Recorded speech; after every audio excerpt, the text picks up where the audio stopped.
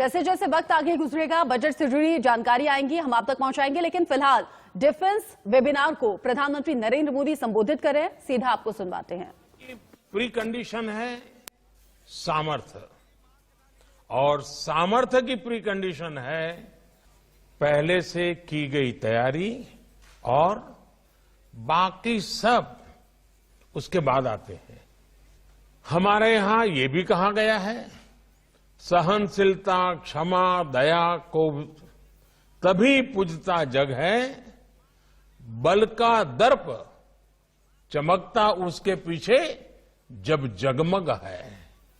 साथियों, हथियार और मिलिट्री इक्विपमेंट बनाने का भारत के पास सदियों पुराना अनुभव है। आजादी के पहले हमारे यहां सैकड़ों ऑर्डिनेंस फैक्ट्रियां होती थी।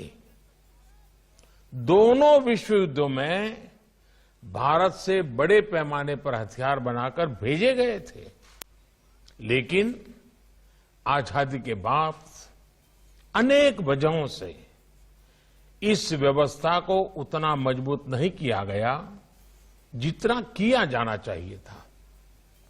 हालत यह है कि स्मॉल आर्म्स के लिए भी हमें दूसरे देशों की तरफ देखना पड़ता है।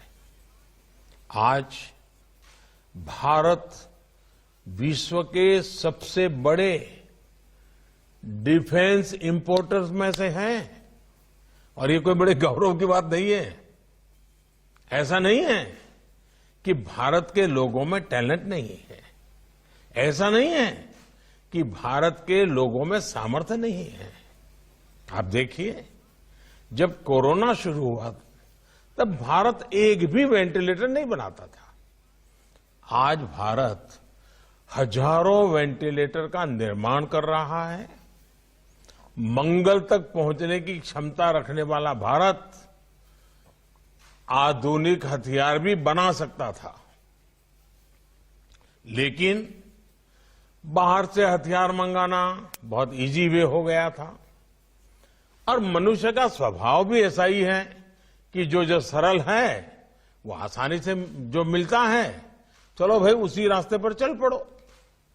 आप भी आज अपने घर जाकर के अगर गिनेंगे तो पाएंगे कि जाने अनजाने ऐसी कितनी ही विदेशी चीजों का आप बरसों से इस्तेमाल कर रहे हैं। डिफेंस के साथ भी ऐसा ही हुआ है। लेकिन अब आज का भारत इस स्थिति को बदलने के लिए कमर कस के काम कर रहा है। अब भारत अपनी कैपेसिटीज और कैपेबिलिटीज को तेज गति से बढ़ाने में जुटा है। एक समय था जब हमारे अपने लड़ाकू विमान तेजस को फाइलों में बंद करने की नौबत आ गई थी, लेकिन हमारी सरकार ने अपने इंजीनियरों, वैज्ञानिकों और तेजस की क्षमताओं पर भरोसा किया, और आज तेजस शान से आसमान में उड़ान भर रहा है। कुछ सप्ताह पहले ही तेजस के लिए 48,000 करोड़ रुपए का ऑर्डर दिया गया है। कितने एमएसएमई सेक्टर जो इसके साथ जुड़ेंगे, कितना बड़ा कारोबार होगा। हमारे जवानों को बुलेट प्रूफ जैकेट्स तक के लिए भी लंबा इंतजार करना पड़ता था।